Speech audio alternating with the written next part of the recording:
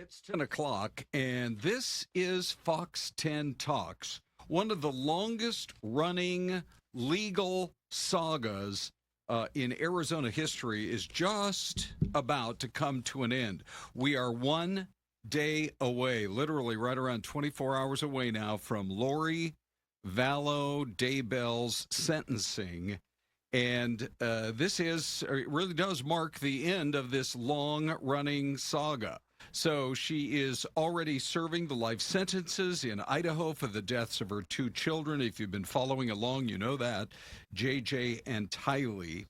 And Josh Kolsrud is going to be joining us today with some real insight into what we should expect and whether or not we might be getting any kind of sort of last-minute confession from her, etc. So good morning, everybody. Thanks for joining us for Fox 10 Talks. This is the show. We go for an hour and a half on YouTube. You can also join us on Channel 45, where in a slightly more conversational style, we really get a chance to dig more deeply into the most interesting stories of the day.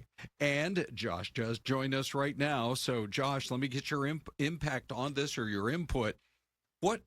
Is there any potential for any surprises when we actually receive the sentence tomorrow? I think that it's highly unlikely that we're going to get any type of last-minute confession, and let me tell you why. Okay. The first reason is that if there is any sort of confession that... Sorry, the sound's a little bit hot there, but go ahead. If we get any kind of a confession... It will negate her ability to appeal any of her prior criminal cases, because she'll have admitted to a murder or two or three, and any error that was previous, that she's appealing, like juror misconduct, prosecutorial misconduct, will be seen as harmless because of the confession. Also, if she does confess, it may open up a new investigation into the death of her third husband, Joseph Ryan, who passed away in 2018. He was the third husband, and his death was originally, it was ruled a natural causes due to a heart attack. However, it was discovered that Lori actually said that she wanted to kill him, that it was part of her doomsday cult, that she was directed to kill him in some way, shape, or form. And the fact that he's died, along with everybody else around her, it's just very suspicious. Why have we not heard more about Joseph Ryan and about the suspicions there, I mean, this late in the game? Well, I think that we will now, especially after all of these convictions. There are going to be a lot of questions about whether or not, the county attorney has investigated this case thoroughly, and now that she has been convicted of at least 4 homicides, will this open up a new investigation? And if she comes forward tomorrow with any type of confession, it's hard to imagine that this case will not be open into a homicide investigation. So what should we expect?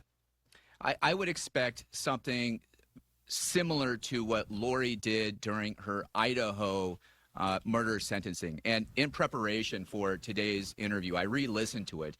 And during that sentencing hearing, she really just gave a sermon to the court. She said that Jesus had spoken to her and that Jesus knows that nobody was murdered.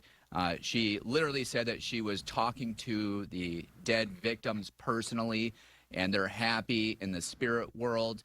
And again, it was like a sermon. It was her last chance to give a statement on what she thought about that case. And will we have something similar then, do you think? Well, I think that, so she gave an interview to Court TV in June of this year. It was about a 40-minute interview, and in that interview, she took no responsibility.